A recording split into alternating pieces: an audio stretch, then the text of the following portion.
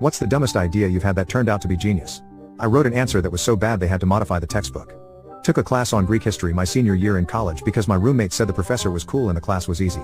Well, cool and easy are relative. My roommate was a classics major and knew Greek history inside and out. He was also a genius, so everything was easy. We had our first test that covered everything we learned so far. Like, chapters 1 through 8 in the textbook. Or so I thought. It was also on the intro to the textbook even though we never reviewed or discussed it in class. Apparently, the professor emphasized this in the class before the test, but I wasn't there. I stay up all night cramming for the test and feel great as I'm taking it the next day until I get to the last essay question, which was worth 25% of the grade, and said something like, according to the textbook intro, there were 5 reasons why scholars debate whether Crete was one of the locations in the Odyssey. Name one and explain it. Crap.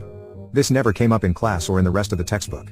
So I rack my brain for something even remotely coherent and remember an episode of Jeopardy about when Crete was supposedly discovered.